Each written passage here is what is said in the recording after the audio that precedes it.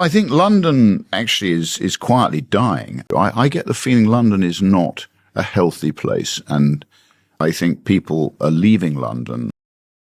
Imagine working a six-figure salary job and still not being able to afford a flat. That's not a hypothetical, that's London in 2026. 47% of Londoners have considered leaving the city, and for people under 35, that number jumps to 54%. We're not talking about struggling students or minimum wage workers, we're talking about doctors, engineers and bankers, people who did everything right, quietly packing their bags and getting out. London is still one of the most powerful cities on earth, world-class culture, global finance, iconic skyline. But behind that skyline, 100 schools have closed since 2018. Families are fleeing faster than any other group, and the city is now on track to become something no one ever imagined. A city with no children. So what the hell happened? Let's start with the most obvious question. Why are people leaving? The easy answer is money. But the real answer is much darker than that. A banker, a software engineer, a senior NHS doctor. What do they all have in common in 2026?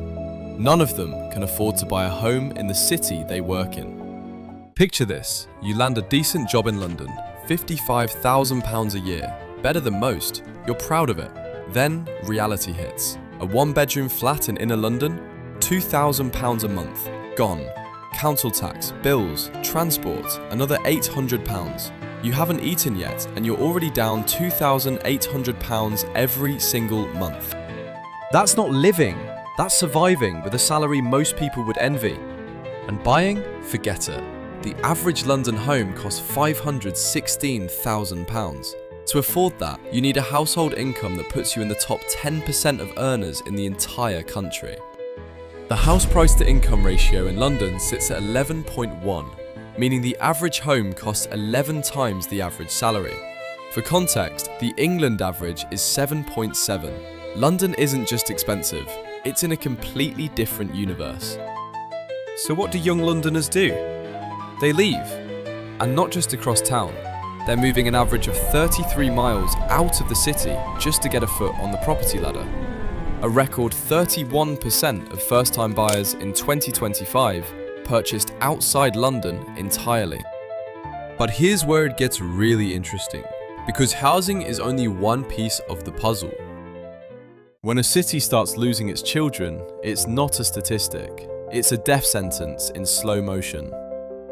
In the decade leading up to 2023, the number of residents under 10 years old fell by nearly 100,000, even as the total population grew.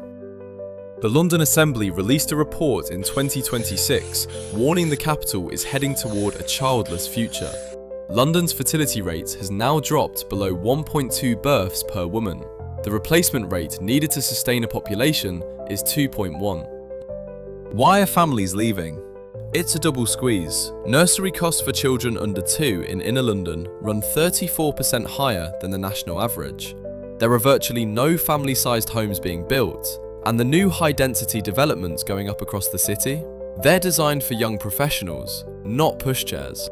The brutal math is simple. By the time a couple in London has their first child, the average age of new London mothers is now 32.5, the highest in the UK. They've already done the calculation. And the calculation says, get out.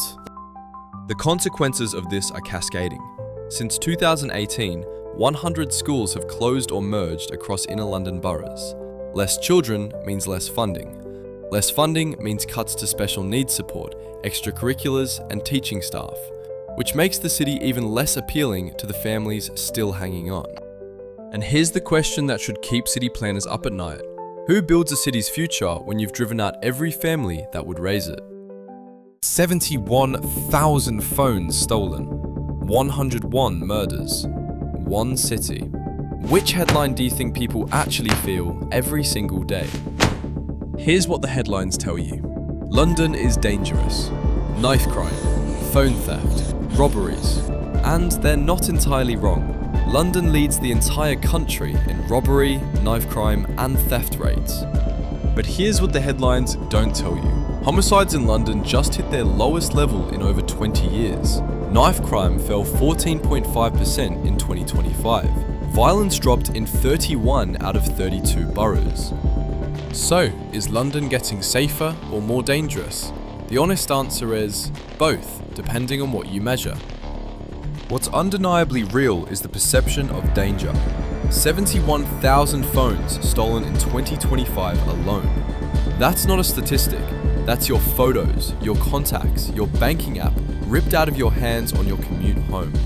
55% of Londoners now list crime as a top concern, and perception, whether fair or not, drives decisions. When you feel unsafe walking home, no salary justifies it. Here's the part London doesn't want you to know.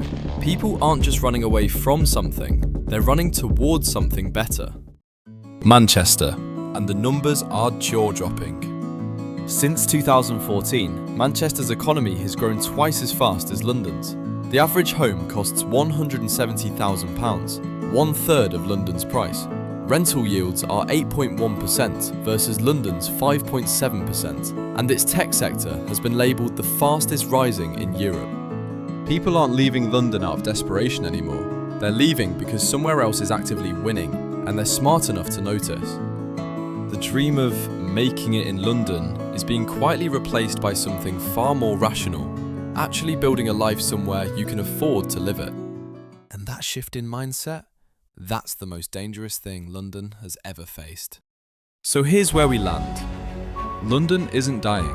Let's be clear about that. The skyline is still standing. The financial district is still humming. The tourists are still coming. But the people who make a city, the teachers, the young families, the mid-career professionals, the essential workers, they're leaving. Quietly, systematically, and in numbers that should alarm every single person in power. What's happening to London has a name. It's called a city eating itself. The tax system rewards owning property over building businesses. The planning system makes it nearly impossible to build enough homes. The government and the mayor are too busy fighting each other to fix the infrastructure holding it all together. And the families who would have stayed, raised children, built communities and grown old here, they've done the math and walked away. The London sprint is the new reality. Move in at 22, hustle for 5 years, leave by 30 before the city breaks you. That is not a metropolis with a future. That is a transit lounge with a very expensive gift shop. The solutions exist. More housing, smarter taxation, real investment in schools and childcare, a government and a city hall that stop performing for cameras and start governing for people. But solutions require political will, and political will requires public pressure. London is one of the greatest cities ever built. The question is whether the people running it still believe that, or whether they're content watching it slowly hollow out from the inside. Because the people leaving, they've already made their decision. The only question now is whether London makes a different one.